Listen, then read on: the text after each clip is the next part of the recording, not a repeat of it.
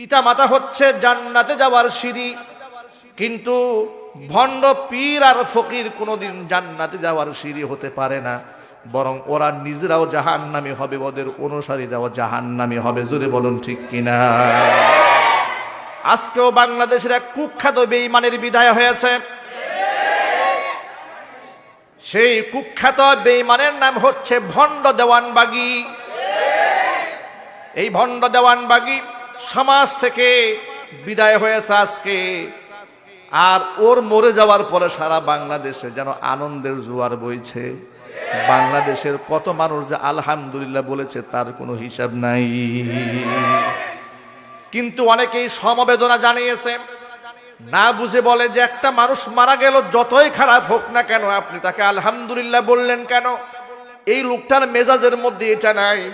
যেই লোকটা কোরআন হাদিসের বিরোধিতা করেছে, এমনকি আমার নবীর ব্যাপারে যত বাজে শব্দ ব্যবহার করেছে, বলেছে নাউজুবিল্লাহি মিন যালিক। যে স্বপ্ন যোগে আমি দেখেছি মুহাম্মদ সাল্লাল্লাহু আলাইহি সাল্লাম উলঙ্গ হয়ে মৃত অবস্থায় ডাস্টবিনে পড়ে আছে, আর আমি যখন তার পাশে গেলাম আমার হাতের ছোঁয়ায় নবী জিন্দা হয়ে গেল। জোরে জোরে বলেন নাউজুবিল্লাহ। এই স্বপ্নের কথা যে শয়তান বলে, ও কি মুসলমান?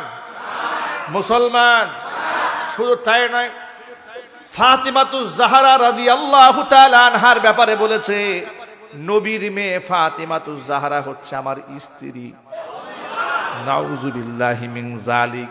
ও যে বেঈমান কাফের কোনো সন্দেহ আছে? তো কাফের মারা গেলে আমি ইন্না লিল্লাহ বলবো কোন দুঃখে? আবার দুঃখ কোথায়? কথা বলেন ঠিক কিনা? আবার ওর ছেলে আজকে স্ট্যাটাস দিয়েছে, যেই ব্যক্তি বলবে দেওয়ানবাগী মারা গেছে তার ঈমান থাকবে না। দেওয়ানবাগী সাক্ষাতে আছে, সাক্ষাতে। আহারে, এই কথা শুনে যে শয়তান যে আজকে গলায় দড়ি দিল কিনা এটাই জানা দরকার, ঠিক কিনা? বলেছে উনি সাক্ষাতে আছে, দেওয়ানবাগী মারা গেছে, এ কথা বললে ঈমান থাকবে না। নাউজুবিল্লাহি মিন যালিক। যেখানে আমার নবীকে আল্লাহ কোরআনে বলেছে ইন্নাকা মাইয়িতু ওয়া ইন্নাহুম মাইয়িতুন, হে নবী আপনি মারা যাবেন, আপনি মরণশীল, আর যারা আপনার বিরোধিতা করছে তারাও মরণশীল। কেউ পৃথিবীতে থাকবে না। কুল্লু মান আলাইহা ফান ওয়া ইয়াবকা ওয়াজহু রাব্বিকা যুল জালালি ওয়াল ইকরাম। থাকবো একমাত্র আমি আল্লাহ। যেখানে নবী করিম সাল্লাল্লাহু আলাইহি ওয়াসাল্লাম ইন্তেকাল করলেন, মারা গেলেন, আর সেই জায়গায় দেওয়ানবাগী মারা গেছে কথা বলে নাকি ঈমান থাকবে না? ভাইরা আমার, চুরি তো চুরি, আবার সিনাও চুরি। চোরের মায়ের বড় গলা।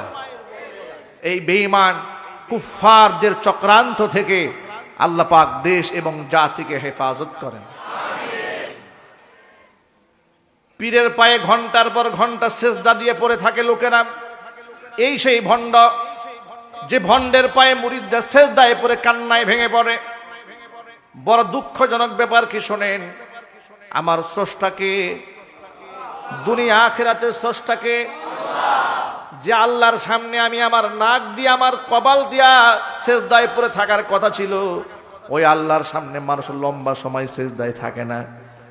কিন্তু পীরের পায়ে এত লম্বা সময় সেজদায় পড়ে থাকে, পীর যতক্ষণ না ইশারা দেয় ততক্ষণ পর্যন্ত মাথা উঠায় না। আমি ভুল বললাম? আপনি মাজারে যান, আপনি দেখেন মাজারে কেউ দ্রুত সেজদা দেয় কিনা? না। মাজারে যারা সেজদা দেয় ওরা খুব ঠান্ডা মাথায় সেজদা দেয়, বুঝে শুনে দেয়। এমন জন্মের সেজদা দিয়ে পড়ে থাকে, এর গুতাইলে উঠবে না। কথা কন ঠিক কিনা? উচিত কি ছিল? উচিত ছিল এই সেজদা দিবে রবের সামনে, স্রষ্টার সামনে, আল্লাহর সামনে, ঠিক কিনা বলেন? ওরা কখনো আল্লাহর গুণগান গায় না। ওরা যা গুণগান, বাবার গুণগান গায়, যার কারণে বিভিন্ন বাবার নামে গজল বানিয়েছে। অমুক বাবা, তমুক বাবা, চালি বাবা, এই বাবা, সেই বাবা, আছে না নাই? গজল বানিয়েছে। আর এই গজল গিয়ে গিয়ে বাংলাদেশের কুখ্যাত স্টারও আছে, আছে না? স্টেজে মাইক সহ পড়ে যায় যে, উনি আবার সাহেব হয়ে গেছেন ইদানি। তার নাম বলে নাকি সাহেব বলতে হয়, অমুক সাহেব। এবং তার বড় বড় লেকচার, বড় বড় বক্তব্য, সারা জীবন অপকর্ম করে। আমি তো আগেই বলেছি, ভাইরাল ভাইরাস, ভাইরাল ভাইরাস, ভাইরাসে আক্রান্ত গোটা জাতি। ভাইরাস হওয়ার জন্য কেউ তো দাড়ি ছিঁড়ে ফেলে, কেউ তো মাইক নিয়ে উল্টায় পড়ে। ভাইরাল হওয়ার জন্য কেউ তো উল্টা পাল্টা মাসআলা বলে। উল্টা পাল্টা মাসআলা বলার উদ্দেশ্য থাকে যে এমন এক মাসআলা বলবো গোটা দেশের মধ্যে লাগবে মারামারি। এরপরে হুজুর আমার নামে আন্দোলন করবে, এরপরে গোটা দেশের মানুষ যখন ঝাঁপায় পড়বে তখন আমি লাইভে এসে ছোট্ট করে একটা মাপ চাই নেব, বাস পরিচয় হয়ে গেল আমার। এই যে ভাইরাল হওয়ার যে একটা নেশা অনেকের মধ্যে ঢুকেছে, এটা ভাইরাল না, এটা হলো ভাইরাস। এটা কি জুড়ে বলে? ভাইরাস। যে মেসেজ দিতে চেয়েছিলাম সেটা হলো জান্নাতে যাওয়ার মাধ্যম হচ্ছে বাবা মা। আল্লাহর নবী সাল্লাল্লাহু আলাইহি সাল্লামের কাছে প্রশ্ন করা হলো, মা হাক্কুল ওয়ালিদাইনি আলাইনা ইয়া রাসূলুল্লাহ, ও আল্লাহর রাসূল, পিতা মাতার কি পরিমাণ হক আমাদের উপর রয়েছে? আল্লাহর নবী জাওয়ামিউল কালিম ছিলেন, সংক্ষিপ্তভাবে 2 শব্দে জবাব দিয়ে দিলেন। হুজুর বললেন, হুমা জান্নাতুকা ওয়া নারুকা, পিতা মাতা তোমার জন্য জান্নাত, পিতা মাতাই তোমার জন্য জাহান্নাম।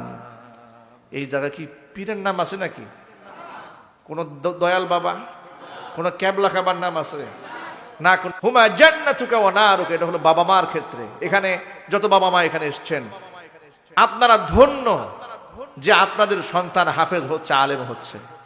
জীবনে আপনার সন্তান আপনার সাথে নাফরমানি করবে না, ইনশাআল্লাহ, ইনশাআল্লাহ। আপনারা কি খুশি না বেজার? যাদের সন্তান আজকে হাফেজ হয়েছে, আপনারা খুশি না বেজার?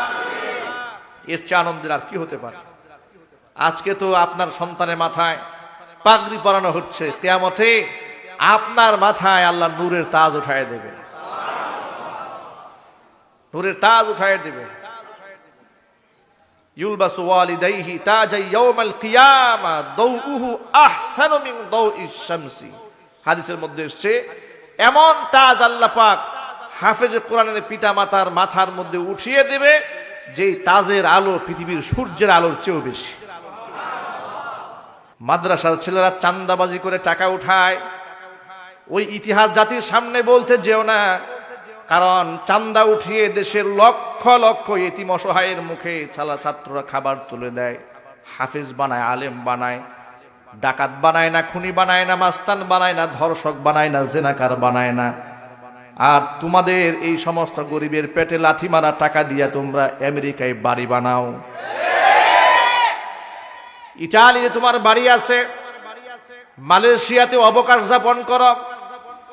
সারা দেশের টাকা লুটপাট করে খেয়ে তুমি হয়ে গেলা দেশপ্রেমিক, আর আলেমরা হয়ে গেল দেশদ্রোহী। আহারে জাতি, কত জ্ঞানী ওরা, কত পণ্ডিত ওরা, লুটপাট করে খায় ওরা, আর দুশ্মন হয় আলেমরা। আর আলেমদেরকে গালিগালাজ করো, সাবধান হয়ে যাও। আর 2-1টা গালি দিবা, ভেতরে যা আছে সব বের হয়ে যাবে।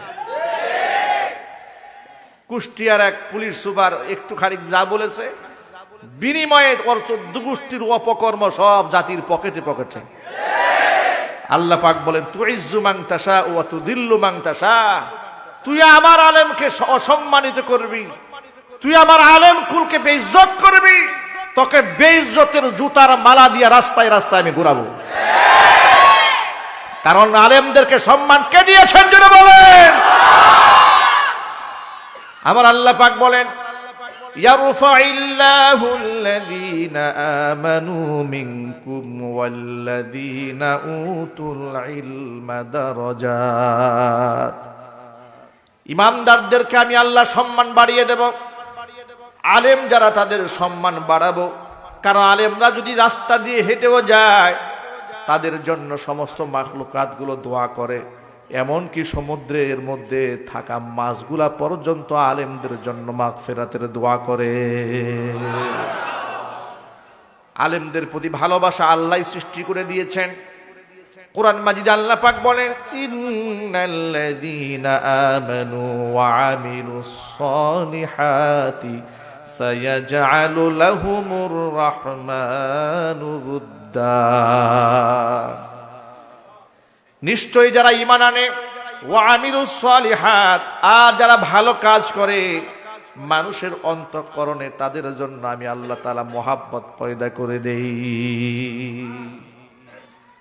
যত ভাইরা সন্তানদেরকে মাদ্রাসায় দিয়েছেন, আলেম বানাচ্ছেন, হাফেজ বানাচ্ছেন, তাদেরকে আমি বলবো যে আপনারা আপনার সন্তানদেরকে হাফেজ আলেম বানিয়ে আপনি ঠকে যান নাই, আপনি তো জিতে গিয়েছেন।